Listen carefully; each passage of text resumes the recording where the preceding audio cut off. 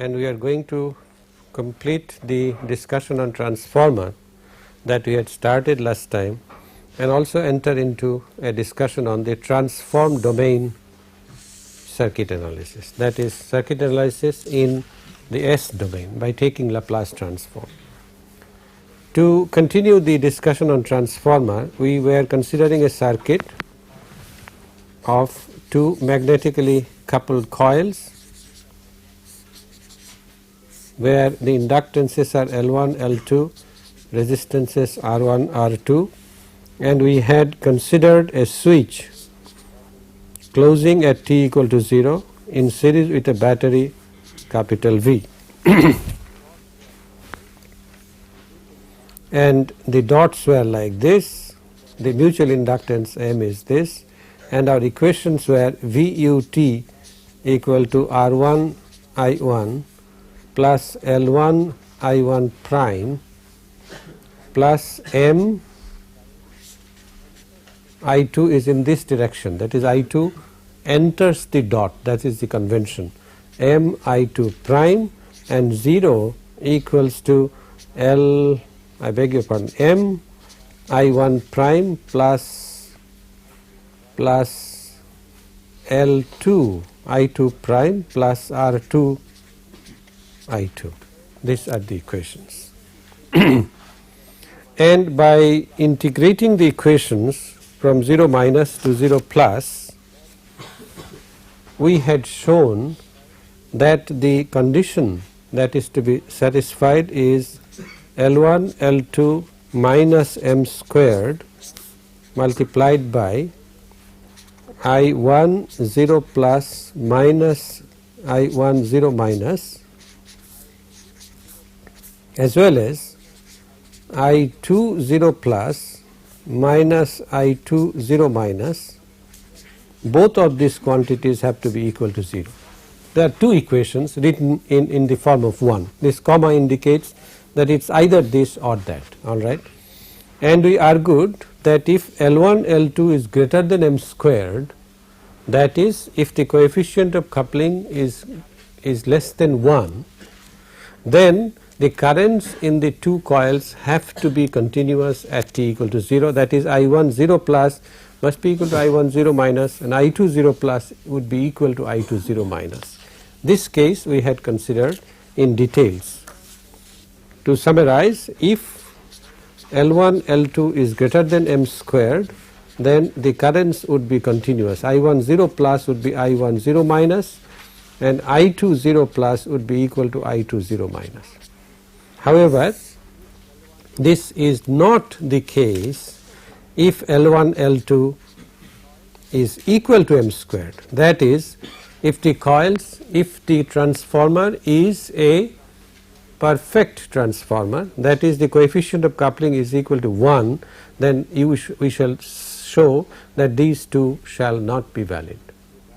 To this end, we had taken the values at 0 plus and substitute in the two equations. We had taken the secondary equation first, that is R2 I2, this is case 2. We take the equation of the secondary, that is R2 I2 plus L2 I2 prime plus M I1 prime equals to 0. And if we put t equal to 0 plus here, then I get R2 I2 0 plus would be equal to minus L2 I2 prime 0 plus minus M I1 prime 0 plus. In this we put L2 equal to M squared divided by L1. Put L2 equal to M squared divided by L1. This is the given condition, and if I do that, then I can write this equation as R2 I2 0 plus equal to minus, let us take M by L1 as a common factor, then inside the bracket I shall have M I2 0 I2 prime 0 plus, this is from the first quantity, L2 is m squared by L1. So, I have taken m by L1 out, m remains, m times I2 prime 0 plus, because minus sign has been taken out, plus instead of m I have taken m by L1. So, I must substitute L1 I1 prime 0 plus. Okay. Let me repeat this equation in the next sheet and let me change the color of the pen. I have R2 I2 0 plus equals to minus m by L1 m I2 prime 0 plus plus L1 I1 prime 0 plus. Let us take the first equation, that is the equation to the primary, that is VUT is equal to R1 I1 plus L1 I1 prime plus m, what was it, I2 prime. Okay. And in this equation I put t equal to 0 plus, then I get on the left hand side capital V. If I had taken 0 minus, left hand side would have been 0. Okay. It is because t equal to 0 plus, it is V, then I get R1 I1 0 plus plus L1 I1 prime 0 plus plus m I2 prime 0 plus. And you notice that these two are the same as these two, right. This is the same as this, and therefore I can write V equal to R1 I1 0 plus minus L by m R2 I2 0 plus. Agreed? Pardon me? L1 by m. Okay, thank you. I missed that one. Alright, so this is one of the equations containing I1 0 plus and I2 0 plus. We wanted to find out the initial conditions, that is I1 0 plus and I2 0 plus, and we want to check whether the current is continuous or not. The currents at 0 minus were equal to 0. Alright. The other equation, naturally we require two equations to solve for two unknowns. The other equation is obtained by integrating the first equation, that is this equation. Integrating this equation, integrate this from 0 minus to 0 plus. If we do that, the left hand side shall be 0, left hand side shall be 0 equal to R1 I1 integrated from 0 minus to 0 plus will again be 0 plus L1 I shall have I1 0 plus minus I1 0 minus, but I1 0 minus is 0. Therefore, I shall get I1 0 plus m in a similar manner. This integral of this will be I2 0 plus minus I1 0 minus, and therefore it would be simply I2 0 plus. Alright. These are the two equations. Do you understand how I derived this pink equation? Okay. Now if I pink colored equation, if I solve these two equations as simultaneous equations, I can now find out I1 0 plus and I2 0 plus. Obviously neither of them is 0, isn't that right? Obviously neither of them is 0, and solution of this is elementary. I can simply write down the final results. What I get by solving this is a 2 by 2 equation, 2 by 2 matrix, so that is not a difficult problem. I get I1 0 plus equal to VL2 divided by R1 L2 plus R2 L1, and I2 0 plus is equal to minus Vm divided by R1 L2 plus R2 L1.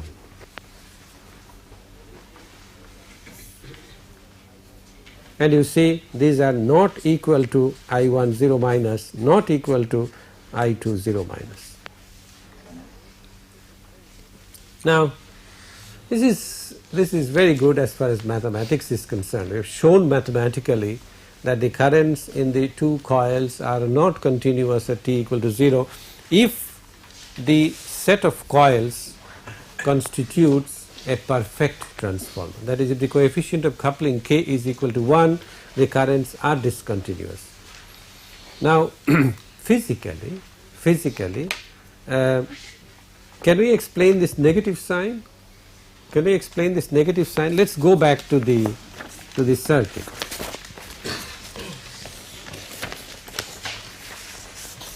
Let us go back to this circuit, okay.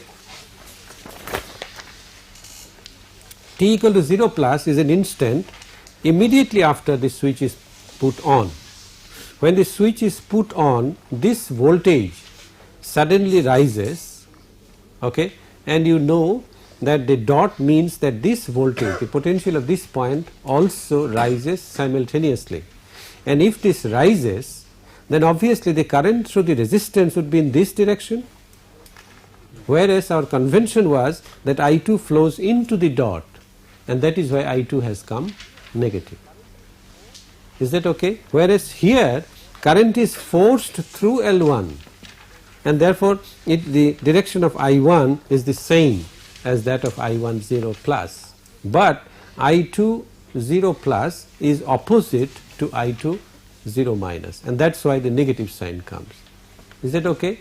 You must not lose sight of the physical picture, and that is the strongest equipment. So, yes. So for I1 0 plus, should we not have it 0 at immediately after putting on the switch because the inductor is open circuit? No, but this is a degenerate case. This is a degenerate case in which the coefficient of coupling is exactly equal to unity. Current is forced. It cannot remain 0. It is forced because current flux has to be established. There is no other way. Okay, this is a degenerate case. We said that in an inductor current can't change instantaneously, but here it's changing. That is correct if the circuit is not a degenerate circuit. For example, when a capacitor is charged, and then connected across an uncharged capacitor, the uncharged capacitor immediately becomes charged. There is a delta function, there is a delta impulsive current that flows. Here also the same phenomenon occurs. There is no other way. A current, I think I have done this earlier in an example. If I have two series inductors, okay, this carries an initial current and suddenly this did not carry. Suddenly I close this.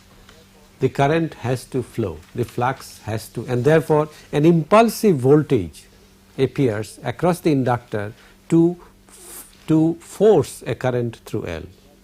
These are degenerate cases, and therefore they cannot, they do not obey the continuity of current or continuity of charge in a capacitor. And perfect transformer is also a degenerate case. You see why it is degenerate? There are many ways that you can look into it. Ordinarily a transformer requires three parameters: L1, L2 and M, or L1, L2 and the coefficient of coupling. Here in a perfect transformer you just require two parameters. Isn't that right? K equal to 1. If you know L1 and L2, then you know M. If you know L1 and M, then you know L2, and therefore this is indeed a degenerate case. In fact, if you write the equation, this is what I am going to do. If you write the characteristic equation, normally because there are two inductors and magnetic coupling between them, it should be a second order differential equation. As you will see, this will become a first order. It is a degenerate case.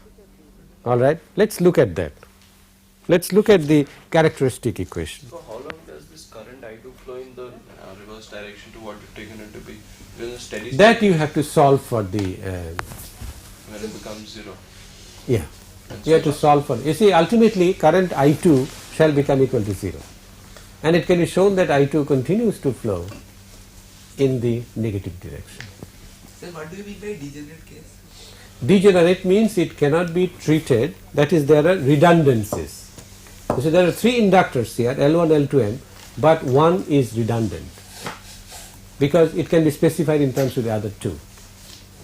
Similarly, if there are 2 capacitors in parallel, for example, all right, you can combine them into a single capacitor. So if there is another resistor in this circuit, the differential equation of the circuit will not be a second order one. All right, it will be a first order one. That is why you call this a degenerate case. That is, what meets the eye is not the truth. Is that clear? The truth is that 2 capacitors can be combined. Here also 3 inductors combine into 2, just 2. And it turns out that the characteristic equation of the circuit is a first order equation. Let us look at that. You see, you take these the equations VUT equal to R1 I1 plus L1 I1 prime plus M I2 prime, and the other equation was 0 equal to R2 I2 plus L2 I2 prime plus M I1 prime. Okay. These are the 2 equations. Now, if I take the Laplace transform, in transform domain, the question of continuity need not be explored.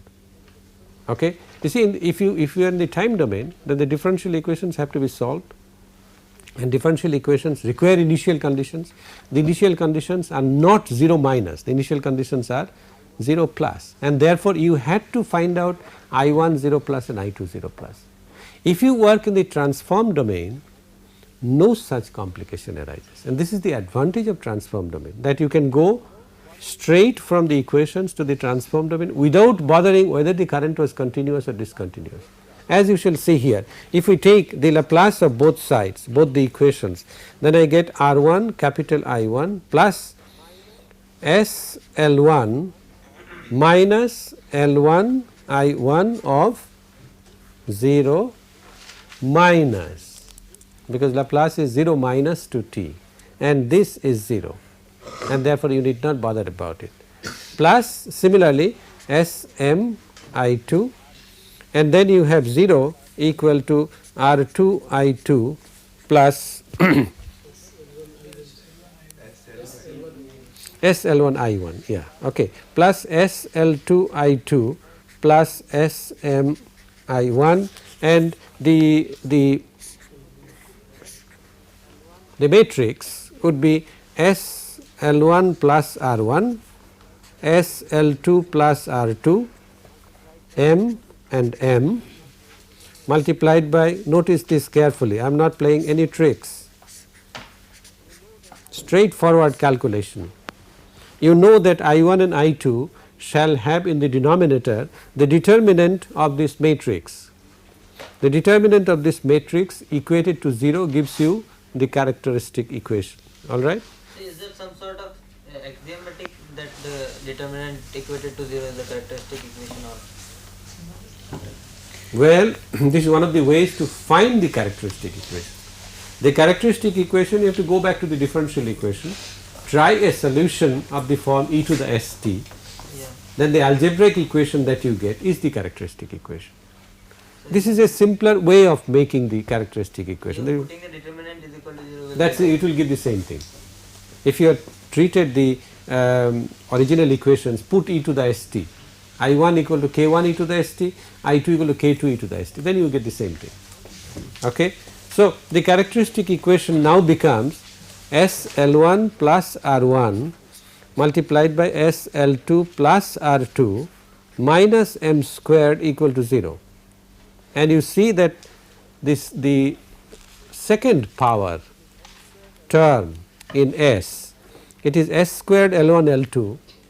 I made a mistake, this is in the matrix itself, S times M and S times M. Would you correct this? S times M.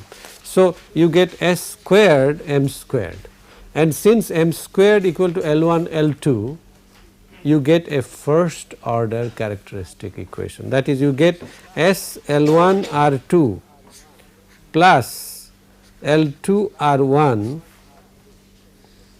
plus R1 R2 equal to 0. This is the equation that you get. Why? Because S squared L1 L2 is equal to S squared M squared. because of perfect coupling, and therefore the square power terms cancel each other. This is how the degeneracy shows into the picture. Okay, it is a first order equation, and therefore the natural frequency, that is the natural frequency would be just 1, and this is given by minus R1 R2 divided by L1 R2 plus L2 R1. Call this equal to minus alpha, all right. And therefore, if you know the natural frequencies, you can write down the equations for the currents immediately. You can write I1t and I2t. I1t would be some k1 e to the minus alpha t. Is that okay? And I2 would be some k2 e to the minus alpha t. No, this is not. Okay, we are always considering t greater than equal to 0 plus. Okay, but in I1, it's not simply k1 e to the minus alpha t plus some constant k3. Why? Because at infinity the current is not 0. This comes from physical considerations. Okay, you must not lose sight of that. In I2, as t tends to infinity, obviously the current would be 0, because at t equal to infinity the current establishes into a steady stabilized state in the primary, and unless the current changes there cannot be any current in the secondary. Okay, this is why I2 solution is correct. To find K1, K2 and K3, well, to find K3 one simply refers to the physical circuit. Did you have a question? So if we consider the equation, we also have a pole at S is equal to 0. So we ultimately get a K3 equation. That is correct. If we, okay, what he points out is, had we not bothered about time domain, if we had solved in the frequency domain only, okay, then you I1 is equal to the determinant of V by S0 Sm SL2 plus R2 divided by the determinant of this. If you proceed blindly, you shall get a term like this. Okay. On the other hand, if you want to work in the time domain, then K3 comes because of the physical consideration that at t equal to infinity the current is not equal to 0. I must tell you that you cannot divorce time domain from frequency domain, and the third component here is the physical considerations. You must keep all the three in your mind, and all the three considerations must lead to the same result. Okay. For example, t equal to infinity, the physical circuit shows this. If you solve from Laplace transform, it will also show the same thing. If you solve from the differential equation, it will give the same thing. Okay. And these three considerations must check with each other. In solving a certain problem, these are the checks, all right, checks and balances, whether I have made a mistake or not. Is this point clear, that if you had proceeded blindly in the this is the advantage of Laplace domain, that you do not have to consider continuity of flux, continuity of current, whatever it is. Just write the equation, transform it and be done with it. Transform it, solve for the transformed variable, then invert in Laplace transform, take the inverse Laplace transform. The current domain, the time domain solutions shall come out automatically without any caution, except algebraic caution. You must not make a mistake, all right. But in the time domain solution, you have to take account of the fact whether it is perfectly coupled or not perfectly coupled, as in this case. Okay. K3 is equal to V by R1, and to find out K1 and K2, now we take care of I1 0 plus. We have found out I1 0 plus would be K1 plus K3, and I2 0 plus would be equal to K2. We know I1 0 plus, we know I2 0 plus, and therefore find out K1 and K2 and substitute in the equation. That gives you the final solution to the transformer with perfect coupling. Now, so far we were going back and forth between time domain and frequency domain. Wherever convenient, we brought the time domain into the picture. Wherever convenient, we brought the frequency domain into the picture. Now, let's see if we can remain completely in the time domain in the frequency domain with initial conditions, as I said, in the frequency domain, the Laplace domain, initial conditions take care of themselves. And let us see how we can proceed purely in the frequency domain without bothering about the continuity or otherwise of fluxes and charges. And to this end, we review the equations to the elements, that is, if you have a resistance, then the frequency domain equation is V equal to R I, okay, the frequency domain equation. If you have an inductance, now you shall have to be careful. If it is an inductance, V and I are the currents, then you know that you can write it in two forms. One is the current can be written as 1 by L 0 minus to T V tau d tau, then plus I of 0 minus. Okay. This is the time domain equation, and its frequency domain counterpart is I of S is equal to V of S divided by SL plus this quantity gives you I of 0 minus divided by S, and it clearly shows that this equation can be represented by an equivalent circuit like this, equivalent circuit in the frequency domain now. Okay.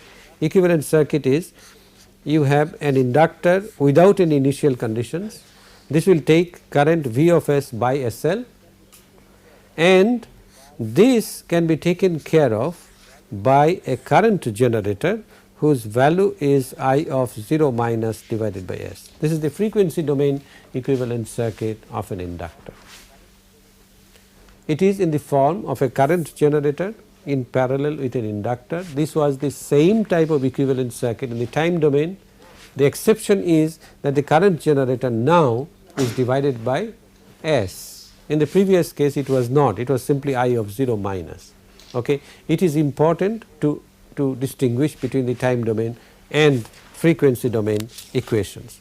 The other form of equivalent circuit that we can write for an inductor is by taking the current voltage equation in this form, V equal to L di dt, which means that capital V equal to S L I minus L I 0 minus. Okay. If I take the Laplace transform of both sides, then minus L, L is a common factor, S I minus I 0 minus, and this can be written in terms of a series equation like this, that you have a V I, you have drop in L S L I, L is initially relaxed, in addition you have a voltage source which is in the opposite direction minus L I 0 minus. So, it would be plus here and minus here. Okay. So that should be SL. So the inductance should be SL. Yeah, okay. The impedance is SL, all right. It should be other way around? Yes. Okay. Is that clear? V equal to I times SL minus L I 0 minus. We shall utilize both these forms in solving problems. Wherever convenient, we shall use this circuit, wherever convenient, we shall use the parallel circuit. One is the series circuit is in terms of a voltage generator, the parallel circuit is in terms of a current generator, and you know series and parallel circuits are duals of each other. Okay. And that is why a voltage generator in the series circuit becomes a current generator in the dual. In a similar manner, we can treat a capacitor.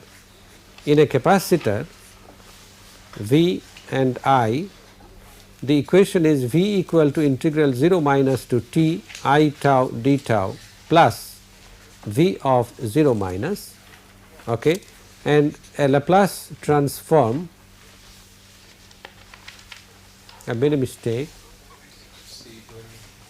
C times or 1 by C times, 1 by C, and therefore it would be I divided by S C plus V 0 minus divided by S That is, this gives rise to a series equation in which we have a V and then a capacitor whose impedance is 1 over SC. This is the current I. In addition, we have a voltage generator with this polarity V0 minus divided by S. Is that okay? This is the equivalent circuit in the transform domain with initial conditions. Now, the initial conditions are at 0 minus if you work in the transform domain. Okay. We can also write a dual circuit of this, a dual equivalent circuit of this by taking the other equation for a capacitor, that is I equal to C dV dt.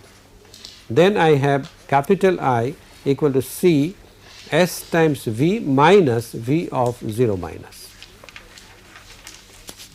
which means that I equal to S C multiplied by V minus C V 0 minus, which means that I have the current I contains two components. One is for the through the capacitor initially relaxed, which is equal to S C times V. I would follow this convention that I would not write impedance or admittance, I will simply write C, the value of the element. Okay? I would follow this convention throughout. Then there is a current generator which negates, in other words the current generator will now come up. This would be C V 0 minus. Okay? These are two terminal elements, the three two terminal elements. We have also talked about a fourth terminal element, namely the transformer. Let us see what happens in a transformer.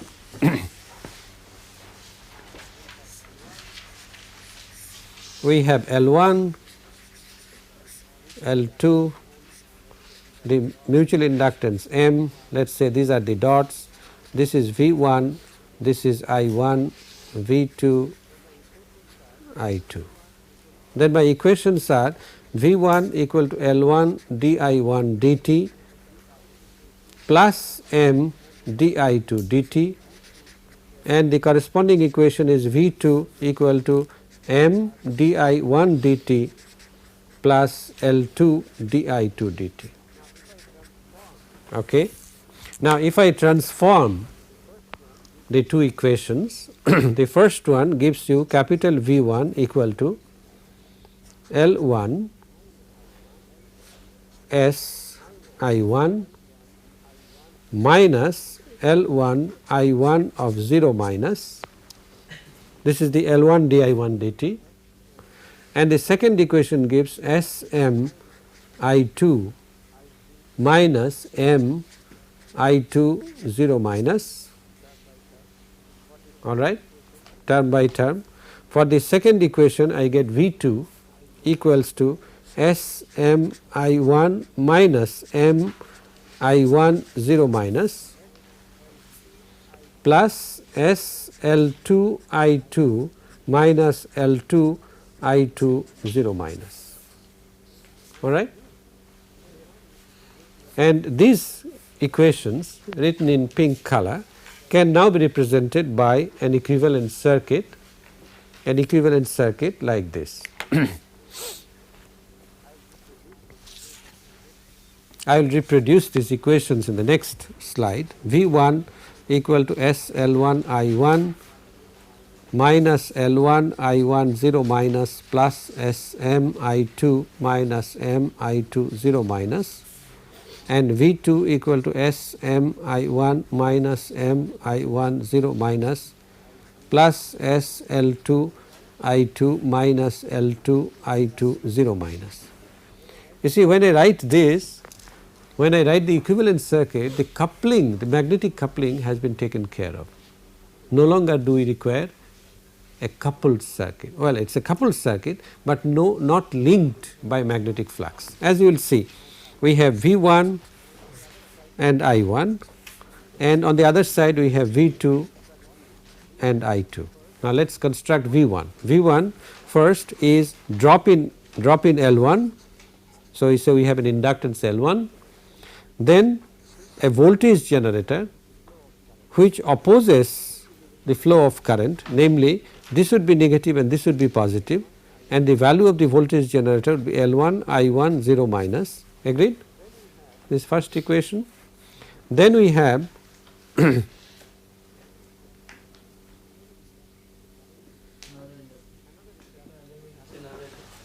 another inductor, but the current is not I1. Okay. So, we can't do it this way. What we do is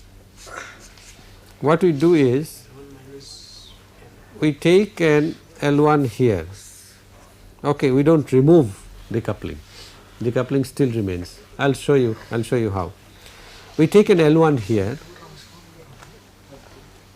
and in addition we take a voltage generator of opposite polarity, namely minus plus. So, minus plus, this is Mi2 0 minus, all right, and the voltage here would be L1 SL1 I1 plus SMI2. Now, how do we take care of this? We take the second inductor, put the dots here and a mutual inductor. So, we do not remove magnetic coupling, magnetic coupling is still there. Sir, we can take L1 minus M in that circuit and M in between common for both and remove the. I shall come to that. I shall come to that in a minute. The equivalent circuit that he is suggesting, I will come to that in a minute. Now, so that will take care, the current I2 flows here. So, the voltage here would be L1 SL1 I1 plus SM I2. In a similar manner, in the secondary we shall have two generators. One would be minus plus, the value would be M I1 0 minus, and we shall have a voltage generator here with what polarity? Current flows like this. So, it would be minus plus, and this would be L2 I2 0 minus. Far from being a nice equivalent circuit, but we can't help it.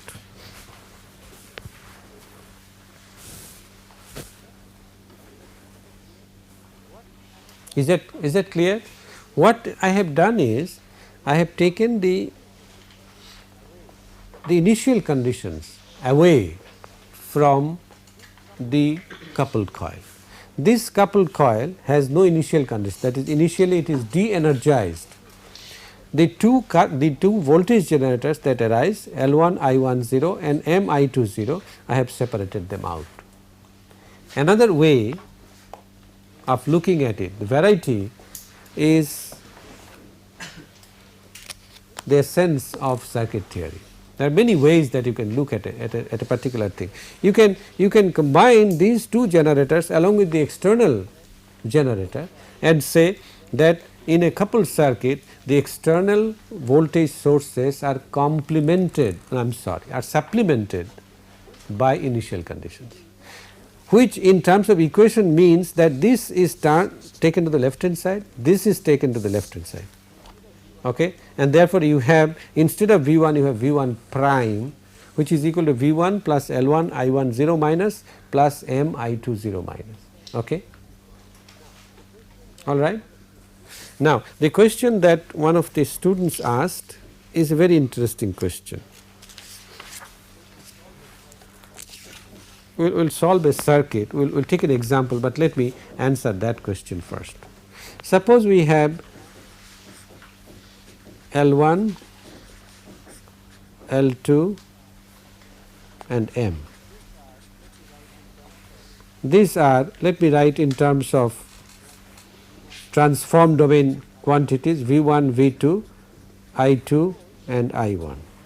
And suppose, for simplicity, suppose I1 0 minus equal to I2 0 minus equal to 0. Then my equations are V1 equal to SL1 plus I1 plus SMI2 and V2 equal to SMI2 plus SI1, that is right, thank you, SL2 I2. Now be with me, I am going to do some manipulations. I can write the first equation in a slightly different manner like this: S L1 minus M I1. I am introducing a term minus M I1. Then I should write S M I2 plus I1. Is that okay? I am subtracting a term here and adding that term. I have a purpose, as you will see in a moment. Then similarly, the second equation I can write as S L2 minus M I2, and this would be S M I2 plus I1. All right. Now look at this equivalent circuit. Look at this circuit. If I have a circuit like this,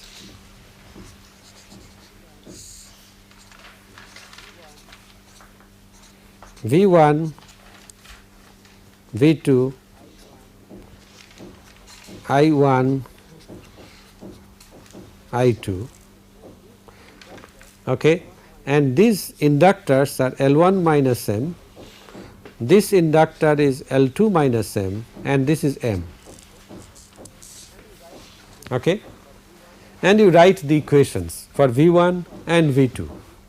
You see V1 would be S I1 L1 minus M, the first term here, plus the drop in M, which is the current in M is I1 plus I2. So, S M I1 plus I2. Agreed? In a similar manner, V2 is equal to I2 times S L2 minus M, which takes care of the second term here, and the drop in M once again is S M I2 plus I1. Okay. This is an equivalent circuit in which the coupling has been removed. Is that clear? Okay. However, there is an objection. Are these two circuits completely equivalent? The answer is no. The answer is no. And this answer comes from physical considerations. How many terminals does this circuit have? 4. And how many terminals does this circuit have? 3. So, a 4 terminal network cannot be physically equivalent to a 3 terminal network unless this terminal is connected to this. If that was so, if they had a common terminal, then they would have been perfectly equivalent to each other.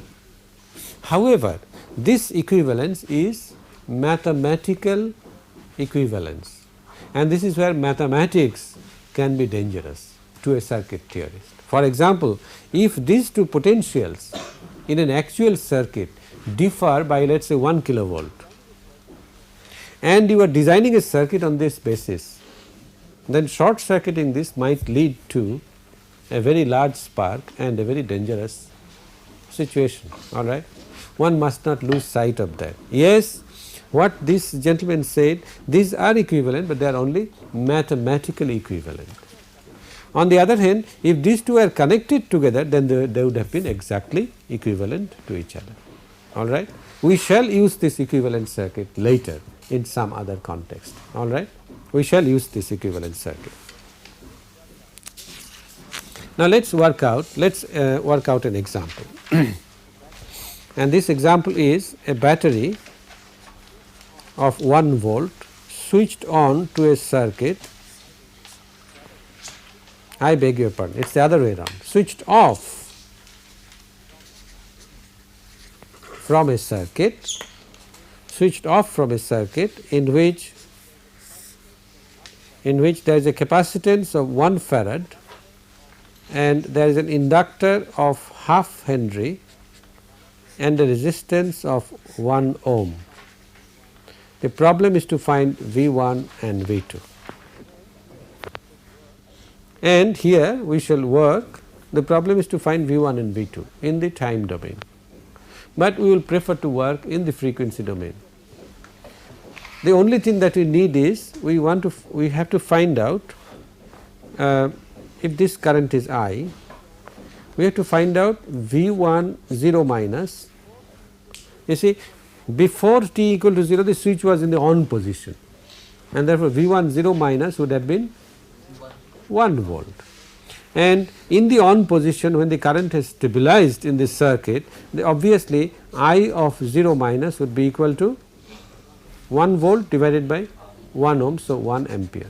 These are the initial conditions. That is all that we need to know. Okay. Now we draw the transform domain equivalent circuit. Okay. What kind of circuit should we prefer in this particular case? I can draw an equivalent of capacitor in terms of a parallel circuit, that is a current generator and a capacitor, or a series circuit in terms of a voltage generator and a capacitor. Similarly, I will prefer a series. Why? Because I have to solve only one loop. I want to find out the current, I will have to solve only one loop. If I know the current, I know V1, I know V2.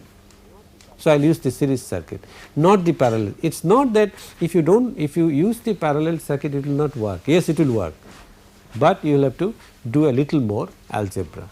So that means we can do that, write the differential equation for the circuit and take the. No, we do not write differential equation. We want to be in the time frequency domain only. So then we take the Laplace transform. We do not do that either. We go by replacing each element by its equivalent circuit. That is the simplest thing to do. Won't that be same? It would be the same.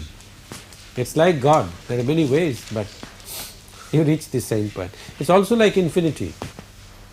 I will tell you about infinity some other day. Today, let us draw the equivalent circuit. Yeah. So we could as well replace the L by a parallel. I mean, wouldn't that be? They would give exactly the identical result. If you replace L by a parallel of L and a current generator, similarly C by a parallel of C and a current generator, you have to solve the circuit, but the solution will contain a little more effort than if I take series circuits for both. Okay. And this is what I did. I took a equivalent circuit V0 minus divided by S, V1 0 minus divided by S, then the capacitor C, which is equal to 1. For the inductor also I draw the series equivalent circuit. Okay. It is half, inductor is half, and then I have the voltage generator plus minus L I 0 minus, this is equal to simply half, because I 0 minus is 1 and L is half Henry. And what is this equal to? This is simply 1 by S. And finally, the current, the resistance 1 ohm, and this is the current capital I. Just one stroke, I replace each element by its Laplace domain equivalent circuit, and the current obvious, it is obvious that the current would be 1 by S plus half, this generator plus this generator, they help each other, do they? Or have I made a mistake? Plus minus plus minus. 1 by S, C is equal to 1 by S. No, I will simply write the elements instead of writing impedance or admittance. No, what I am doing is I am finding the voltage equivalent voltage in this loop.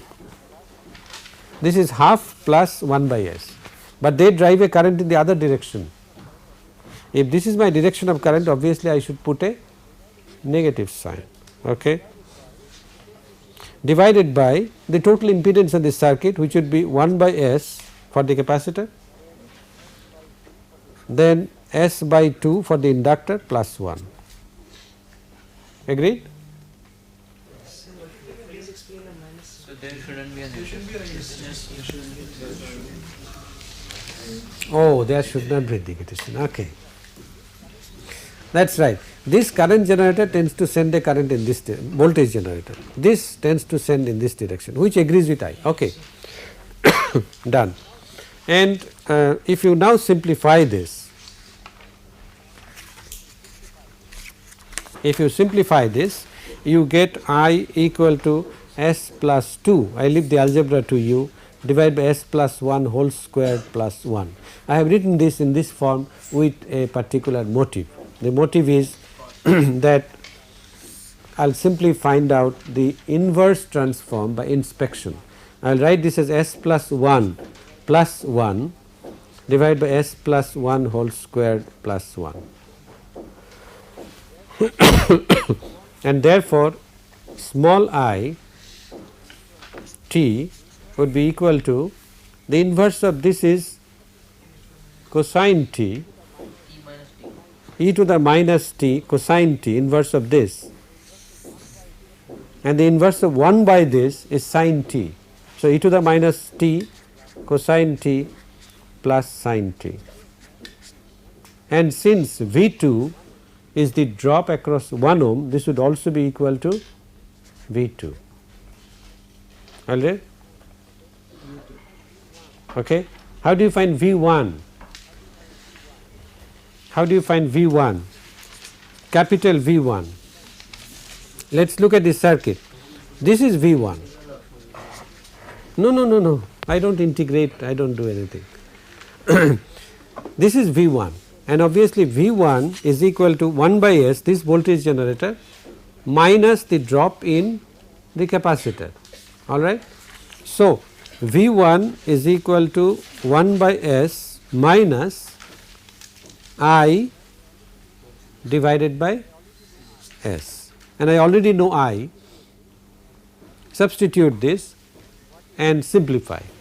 What you get is, the final result is S plus 1 divided by S plus 1 whole squared plus 1, and therefore V1 t is simply equal to e to the minus t, yes, cosine or sine? Cosine t. You should remember this, these elementary transforms, cosine t and sine t. Actually the transform of cosine t is S divided by S square plus 1, and if you shift S by the amount alpha, then this would be S plus alpha squared, then the transform is e to the minus alpha t times cosine t. So, this is as simple as that. The advantage of Laplace domain, as I have already mentioned, is that you need not take care, you did not calculate V1 or I1 0 plus. The quantities is 0 plus need not be calculated, and therefore the continuity of flux, continuity of charge, all those physical considerations need not be brought in. This is the advantage. You can work blindly, but I strongly advocate against any blind approach. All right. If you lose sight of the physical conditions, it is very easy to make mistake. So won't there be UT? Of course, there will be UT. Okay, UT shall multiply. UT is ubiquitous. It is omnipresent, because we cannot work from minus infinity to plus infinity or t, because this is an infinite interval of time. Our lifetime is finite, and so is the duration of current or voltage in a particular equation. We will meet at 1 hour later.